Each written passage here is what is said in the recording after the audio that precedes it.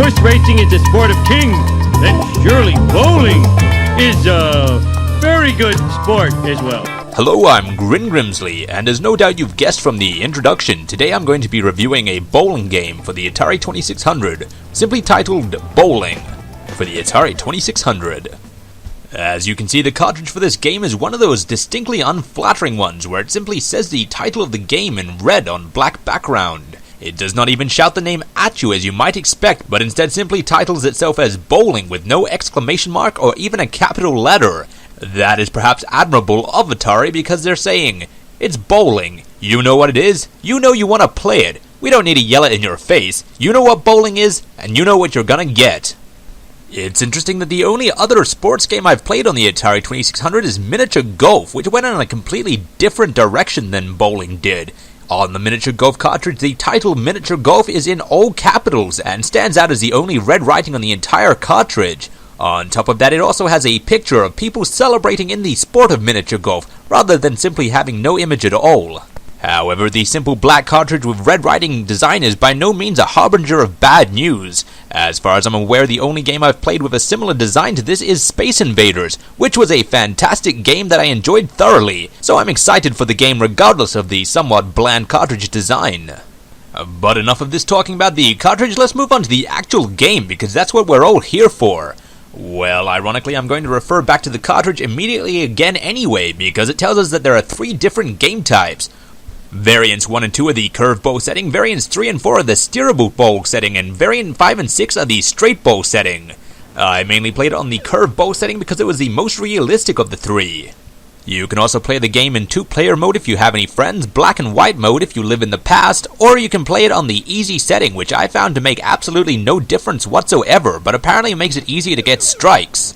At this point you're probably wondering what the gameplay is like. Well, it's actually quite simple. You use your pleasure stick to move your little guy up and down the bowling alley here. By clicking the red button, he begins to bowl, and then he releases the ball. The ball heads towards the pins, and the ball, when colliding with the pins, knocks the pins over. The object of the game is to get as many pins down as you can. Not long before reviewing this game, I actually went and played real bowling in a real bowling alley, which I've actually found quite helpful for the comparison. So what are the similarities between bowling for the Atari 2600 and bowling for the real life? Well, in both games when playing multiplayer, you cheer for your opponent while secretly hoping they'll fail. And on top of that, the games share the same scoring system and number of bowls, and both games are very enjoyable, and luckily for me, both games require pretty much 0 level of fitness to be able to play and enjoy them. As I mentioned earlier, there are 3 different game variants you can play, each one with their own multiplayer option available. And once again, as I said earlier, I mainly play the curved bowl game. But what are these different variants and what do their names signify? Well, let's begin on that. Game variant 1 to 2, the curved bowl setting is exactly what it sounds like. In this game variant, you can add a bit of a curve to the bowl that you bowl. To achieve this, after bowling the bowl, you can push your pleasure stick up or pull your pleasure stick down to make your bowl move upwards on the screen or downwards on the screen. As I said earlier, this game variant feels like it's the most realistic out of the 3. Not because it presents you with a form of telekinesis, which it sort of looks like when you're watching it back, but because it feels like you're putting a bit of spin into the bowl. While there is the obvious difference that when you're actually bowling, you put the spin on the bowl before you release the bowl from your hand, whereas in the video game version of the game, you put the curve on after the bowl has already been bowled. This little addition adds a little bit extra to the game because you can use the curve option to fix a bowl after you've already bowled it, and sometimes it really backfires. Either way, it adds an interesting dimension that the straight bowl option simply lacks. Speaking of the straight bowl option, it is exactly what you'd imagine it to be. You simply line up your little guy using your pleasure stick and hit the red button, and that's all you do. If you bugger up your bowl in this section, you're going to just have to learn to live with it because there is no curving it to fix it. And to completely shock all of you, the steerable bowl option allows you to steer the bowl. This means that you can correct it up and down and continue to do so until it finishes its rolling. This is in comparison to the curve bowl option, which only allows you to curve it once and it continues on that set path without you being able to alter it any further. In the steerable bowl option, you can correct its direction the entire way down the lane, making it stumble back and forwards like a drunken. As I said, I don't like this version quite as much because it adds a level of control to the game which is a bit unrealistic.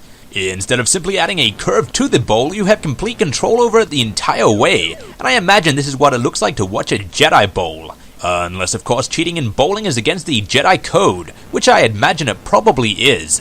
In that case, this is more what it would look like to see a Sith bowl. As you can see, the graphics in the game are just gorgeous, with the person, the pins, the bowl, and the alley all clearly visible and distinguishable.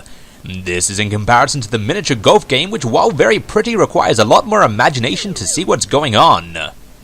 Not unlike real bowling, I found the game to be very challenging, very difficult, and any achievement I achieved felt more like a fluke than anything else, and was very difficult to replicate. That all said, not unlike real bowling, I did enjoy it greatly, and definitely would recommend. That said, once again, like real bowling, this game is much better as a multiplayer game. If you're just playing by yourself, this game is probably not the most engaging game, and is really much better when you have someone to play against. You can of course just aim to beat your score each time, but it's much funner beating your friends. That did not come out right. So if you're looking for something fun to do this Friday night and somehow you're too lazy to actually go real bowling, which is an impressive level of lazy considering how little effort bowling takes, but if you're too lazy to go out this Friday night, get a friend over. Tell your significant other you're working late. But first head down to your local video store and pick up a copy of Bowling on the Atari 2600.